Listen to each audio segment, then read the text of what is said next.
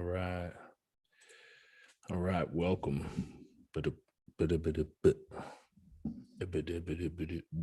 Welcome to, I almost said the meeting stream. Welcome to the Talent Show, Season 1, Episode 12. It's the season finale of the Talent Show. So welcome. Thanks for coming in. It is 100% an honor and a privilege to be here.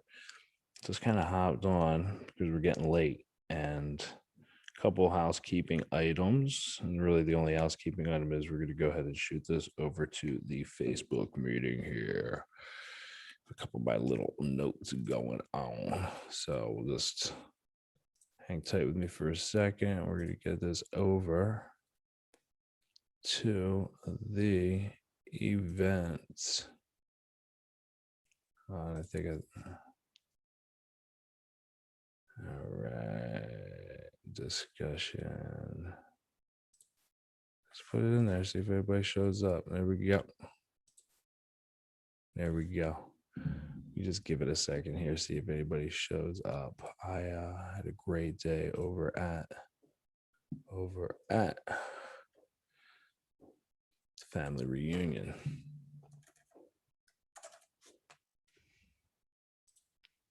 I think I may have seen some pictures. Yeah.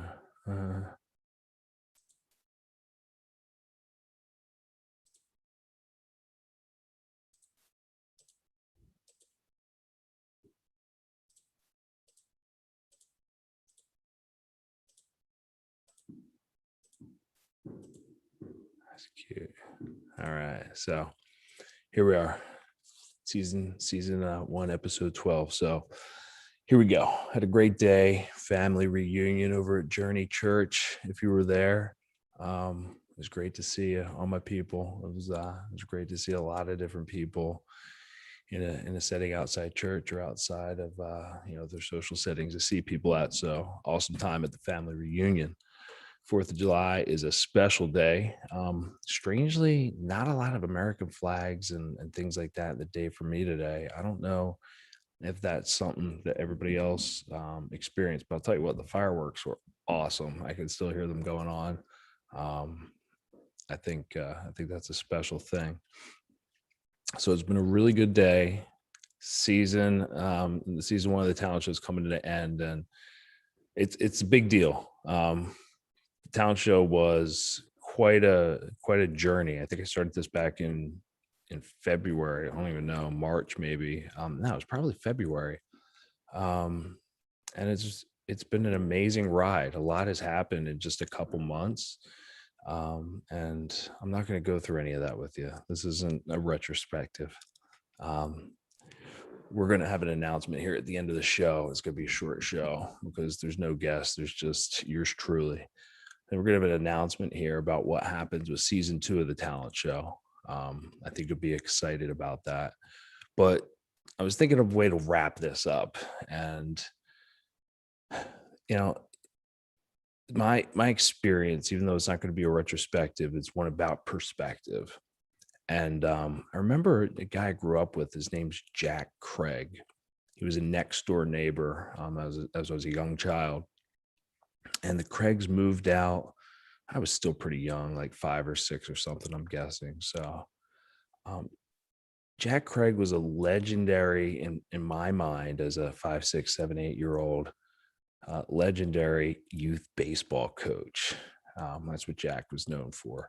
So he was my next door neighbor, the legend.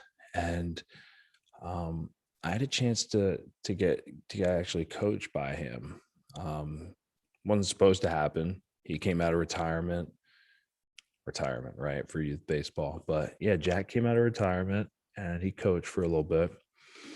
And he picked up, I was remembering this differently just earlier today, but Jack came out of retirement and he was coaching for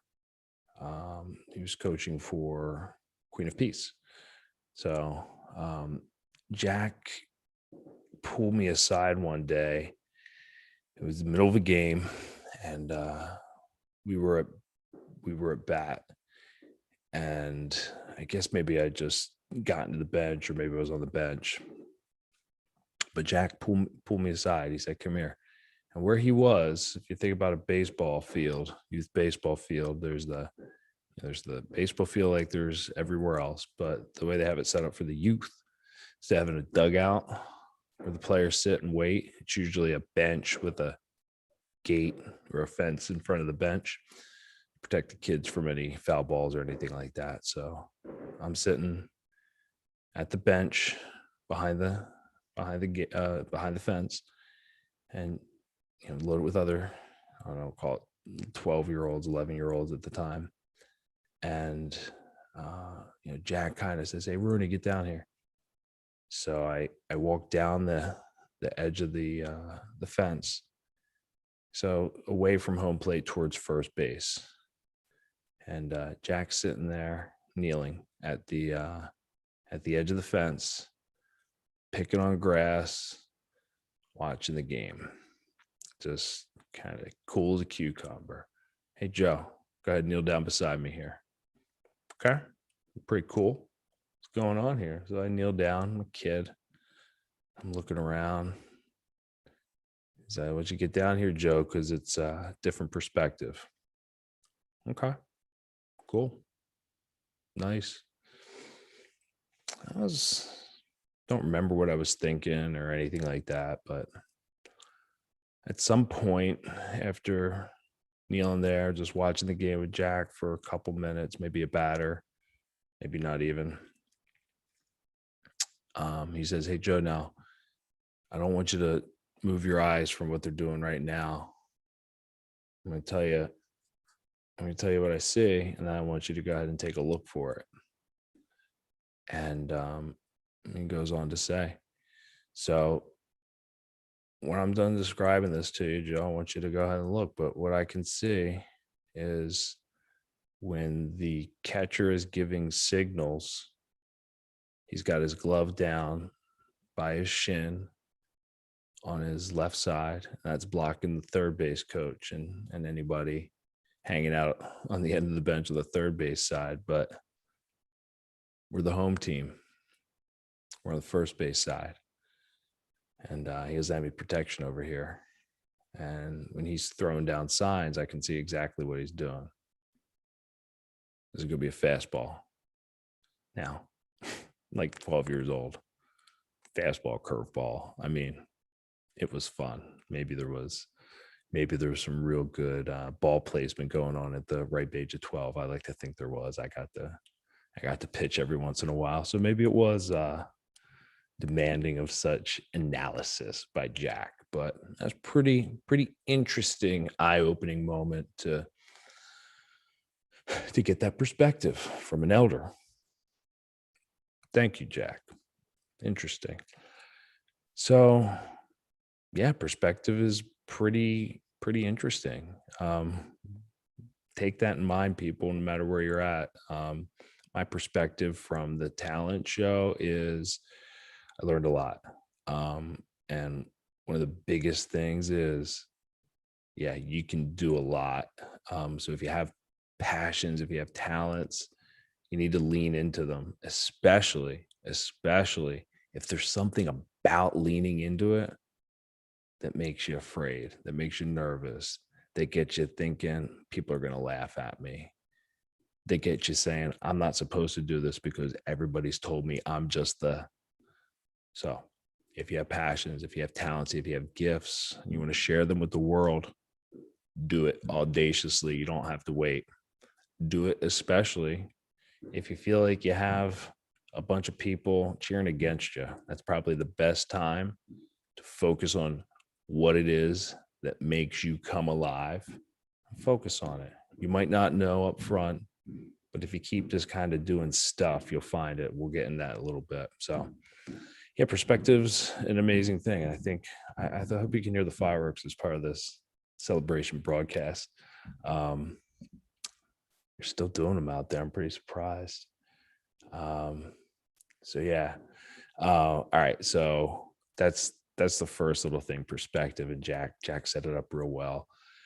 So The reason Jack came out of retirement was he was working with Pete Templeton.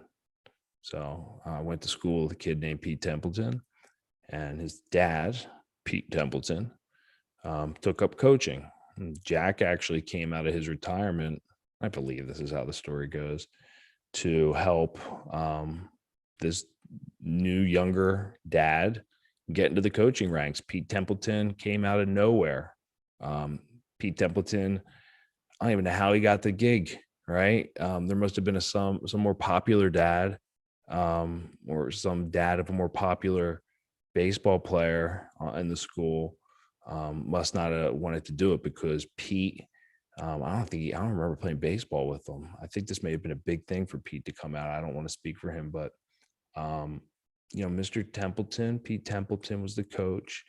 Pete was there. I remember people were talking about this not too long ago, but so what did Pete need? He needed a mentor. Who did he turn to? He turned to my old next door neighbor, Jack Craig, apparently the Ardsley North Hills sage of baseball. So Pete Templeton needed a mentor. Jack came out of retirement to mentor Pete, give him some credibility as he entered the coaching ranks. Again, this was new for Pete. And I saw it. I thought it was pretty cool. I knew that Mr. Templeton was doing something that was, I shouldn't say I knew it was outside his comfort zone, but I knew he was doing something different. And it didn't look like he was uncomfortable. He was actually a really, really good coach. He cared about me, at least, and I'm sure that translated to all the other players. I totally felt it. I was an all-star that year, so I obviously played well. And I don't think I was ever an all-star any other year. So we had Jack, we have Pete, and so Jack comes back into the story because it wasn't too long into the year. Something was happening on the team. There wasn't a lot of cohesion. I don't think we were doing too well. The practices were kind of disorganized, at least to the extent enough where there's a little bit of an unraveling going on.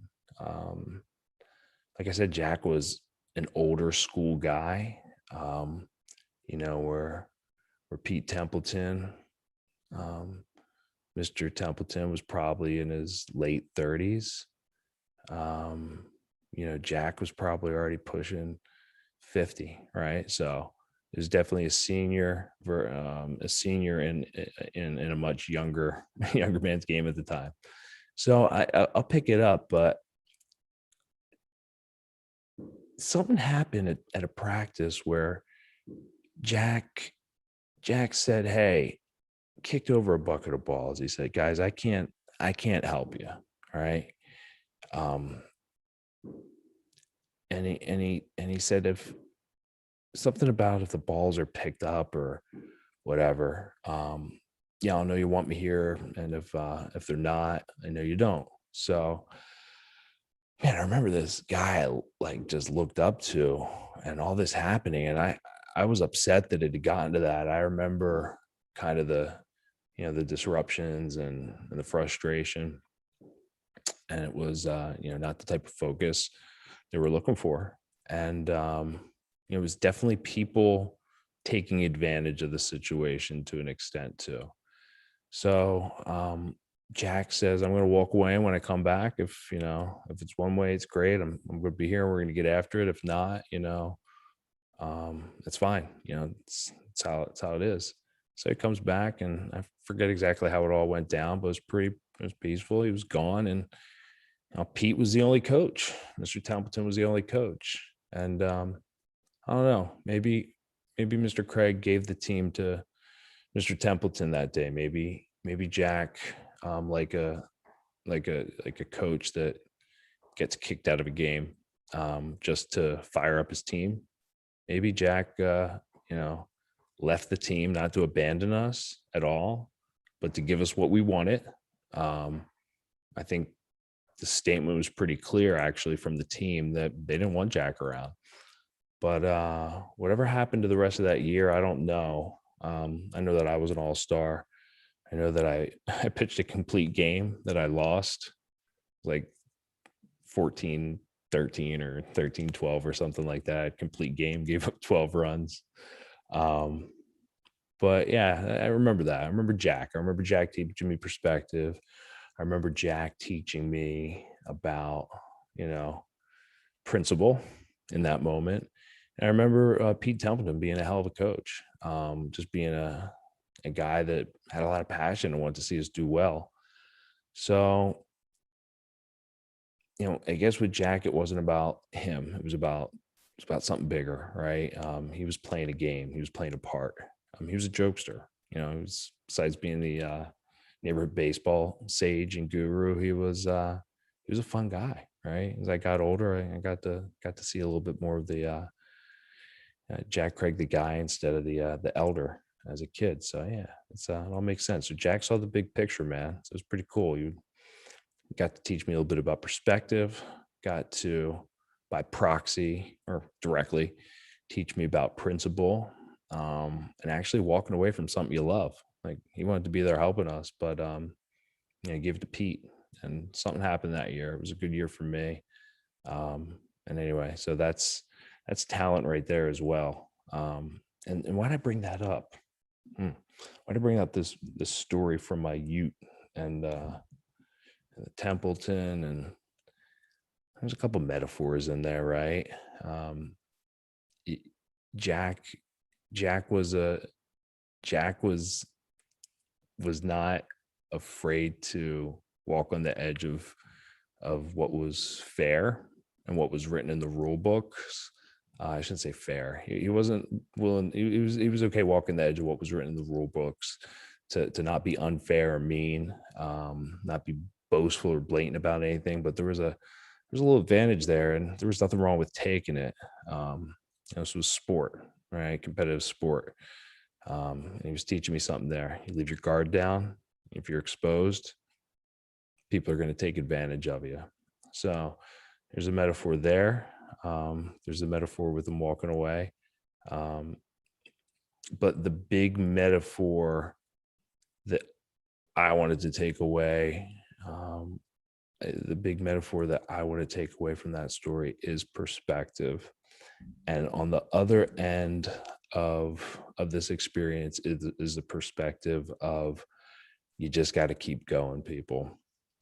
I've had a crazy relationship with talent. I've told a couple people this, but back when I was a very young kid, the parable of the talents in school, going to Catholic school, reading the Bible all the time, the parable of the talents, it just really stuck out to me, and the whole concept of talents and being talented. And I just knew I had all this excitement and energy for life inside me, and I just wanted to be talented. I think I ended up doing all right there in the talent department. Lots of gaps, but especially in the last 6 months, I've learned a lot just to get this podcast off the ground. So the perspective is just keep going, and don't doubt. I went from the curious, what is talent? I'm excited to develop talent. I want to be talented. I feel I have talent. To somebody who really tried hard, like really hard. Getting up to 13 and being on the baseball team and getting to be an all-star was like a journey for me, man. It wasn't easy. Through high school, through college, I never pursued some of the things that I let myself put down because of fear of shame or things like that. And the perspective is just keep going, right? You can't make a mistake if you keep going. On the other side of this podcast, it's not only the perspective of keep going, but it's the perspective of look to where to go. All right. So I wanted to do a podcast or something on the air or something creative in a way that was open for a long time. And yeah, just didn't do it. Right. Was afraid of shame, what other people would think. and on this journey recently, talk about perspective. A couple of years ago, when I got on Twitter and started to kind of investigate how people were kind of building businesses and kind of, starting, just starting starting to be themselves. Um, I actually had to stop. I actually had to block some like of my closest friends because as I was kind of leaning out into that world and opening up in that way, um, I found myself hesitating to engage as an artist and as a creator, for fear of shame, like literally. So I just blocked people. So rather than confronting it, I blocked it. Yeah, not good. But yeah, I did it. It's what had to be done. I guess maybe it is good. So yeah, the perspective is it's kind of weird that just getting on the camera and talking and trying to do some good things with the ideas you explore, would be something that would be so frightening that you just didn't do it. So anyway, that's just some perspective, right? You never know, what you're missing out on if you're not on the field. So get on the field. Um, so that's a story. We're gonna keep it there. We're gonna go into what's next with the talent show, but yeah, the perspective is that, I really have a lot to be thankful for. Um, if I didn't have, the amazing support of my wife to be able to do this, right? It takes not just your self confidence, but also a good support system around you. Um, my son, who is pretty much as energetic as I am, and I think Holden might give us both a run for our money.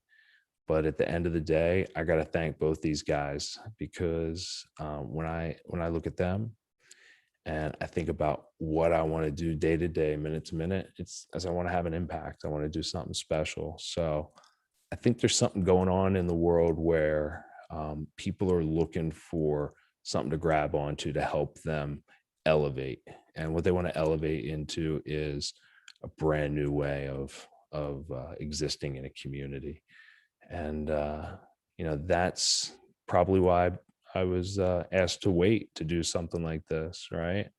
So even though it's something that I maybe delayed on, getting out and doing the graphic design, doing the editing of audio and video and music, all things I was very curious and, always had a deep interest for, right? Kind of like I had a deep interest for the guitar and taught myself how to do it. I really could have done these things artistically a lot earlier, but for some reason, and a lot of it was, you know, holding myself back for fear, right? So, um, yeah, so I kind of lost my train of thought there, but the talent show is coming to a wrap for season one. And let's talk about what we just pivot. It's no reason to be bushy, but it's a great experience. I I came out on top in that, I'm going to go ahead and I'm going to go ahead and pass on the talent show to the next person who wants to lead into their passion. Um, I said a little bit earlier, right? How do you find out what you're passionate about? How do you find out what it is that you're going to do? When I talk about lessons and not perspective, the biggest lesson from this experience is service is key. And in the spirit of that, I want to go ahead and turn the talent show over to somebody in my network who needs a template to get out and do something like this. There's a couple people. If you get to catch this video, you know who you are. You need to reach out to me. But this is fair game. What the talent show gave me was, it gave me a way to find a voice, on video. All right. I've been writing for a while. You're out in the world talking, um, done pretty well at, controlling and managing and be able to build good things there.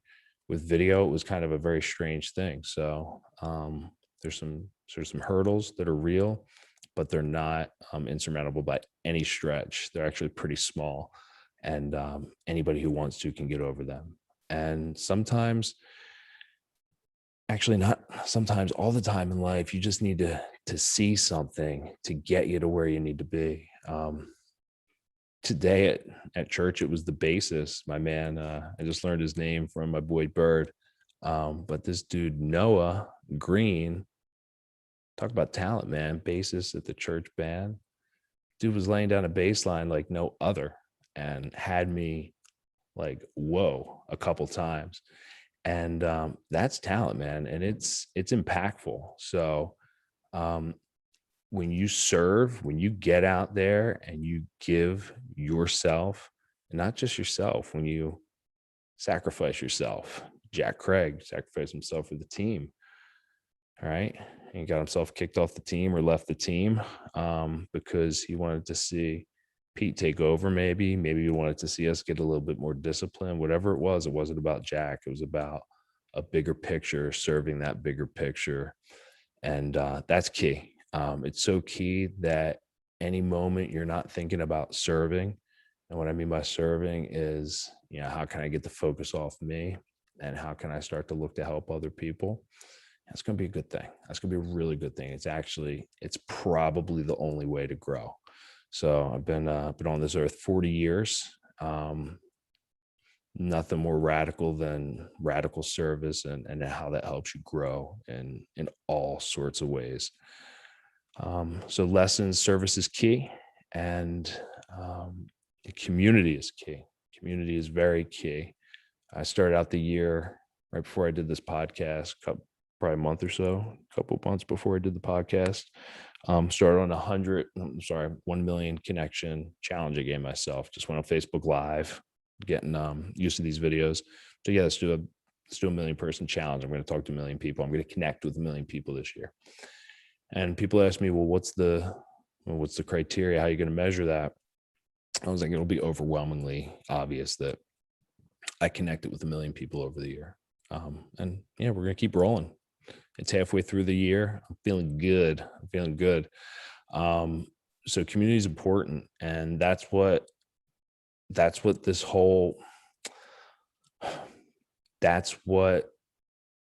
the new revolution is about, right? We just got through a technological revolution, and I'm starting to really believe that the next revolution is going to be very, very social. So it's about how you are able to emotionally navigate the landscape, the communities and the opportunities within those communities are so various, so broad, so colorful that it's a shock to the system. It really, really is. We came up over millennia to exist in very, very small groups, a couple hundred people. Now we're all exposed to the entire world. So community is very, very important. And we'll just leave that there to think about, right? I didn't say being solitary is important. Being in community is important. Doesn't mean that there's not time for being by yourself, but being part of community is the only way you can serve. If you're by yourself all the time, who are you going to serve? And I guess the last lesson is, and I was wondering this before we went into the talent show, is what you do and what you decide not to do that big of a deal in the grand scheme of things? I mean, I'm just a guy here in Pennsylvania. And, the thought that the opposite would be true, that, yeah, it actually does matter, started to pop into my head this, we'll call it winter, fall, and even more so than does it matter so much that it impacts everybody and everything. That's a pretty radical idea, that what I do is part of the stew of existence, and the ingredient that is me and what it does in that stew. It can either make or break the stew. And something that made this resonate and made it kind of not resonate, but made it stick as something important and something to think about, is that if you live a pathological life, you pathologize yourself. And if enough people do that, you got hell. right? So, if living a pathological life pathologizes you, and if a lot of people living a pathological life creates hell, hmm, that means that what I do is really important because I don't want to live a pathological life. I don't want to exist in that hell. So, yeah, let's go find that out. And I am here to report to everybody, without a shadow of a doubt, that the things that you do and you don't do are more important than you think. Way more important than you think. Um, you got to chew on that. You got to chew on that. I'm not saying you can't have fun. I'm not saying that, you know, um, life's something to be lived uptight and, by the book. That's not true at all. You need to have an adventure. And you can't negate that adventure. So yeah, the things that you do are more important than you think. The things that you don't do are more important than you think. The things that you do that you shouldn't do are more important than you think because you shouldn't have done it. Like really, because now you've just gone and wrecked a whole bunch of people. So the things that you do are extremely important. And I know that by leaning out and doing this podcast, I've had a positive impact on a lot of people. They've come and told me. So, um, wow, that just start to think about all the people I could have helped over time. But I know I've helped a lot of people over time too, leaning into my passions in other ways. So this was all kind of laid out, and I'm very happy to be at this point where I am right now, being able to help the people that I've helped, being able to one more lesson, being able to bravely kind of show up every day, and despite all the suffering, not avoid it. um, Speak the truth to it. Say, I'm afraid of you situation. Now what? Right? Not going and running and hiding, facing it. So yeah, they're the lessons, people. And the impact is going to go beyond here because season one's over. um, we did it. But now we're going to bring somebody else on board. So season two of the talent show, who will host it? I don't know. But it's 4th of July. We have till Labor Day. I think that's a good time to launch this and announce it. So sometime around Labor Day, maybe on Labor Day, we'll announce who the next host of the talent show will be. And that person and I will team up to bring you another 12 episodes. And we'll be able to chronicle this person's journey and see who they bring into the fold to build their show and their voice. So I think I did 2 of these, maybe one. I don't know, of these solo podcasts. I sure as heck like talking to people a little bit better. That's a lot more fun. But this is a challenge. I enjoyed it, and it's another muscle I got to work because this speaking solo into a camera can be pretty effective, but it's definitely an acquired skill. And I appreciate you all hopping in for season 12. If you know, season 12, episode 12, season one of the talent show, if you know anybody who wants to get out there and find their voice, it's not about being a podcaster or anything like that. It's about how do you discover what it is that makes you come alive and go ahead and just do that. And for me, what makes me come alive is helping people. It's not podcasting. It's helping people step out of whatever situation they're in and go into a new one. I've been able to do that a lot of different times in my life, um, for a lot of different reasons. And the most positive thing you can do is accept your infinite possibilities and then go ahead forward and try to realize the grandest, most audacious aim that you can imagine. And then go ahead and pin that aim, like, right where you're going to see it every day, and let the world manifest so that that aim comes to bear. There's really not anything you need to worry about if you can love yourself, serve your community, and get excited about life and get excited about exploring all the unknowns, because that's where you're going to find not your talent, but your calling. And I'm here. And if you want to talk about it more, well, we'll do other shows like this and we can talk about it live, I guess. Find me on the Meaning Cast.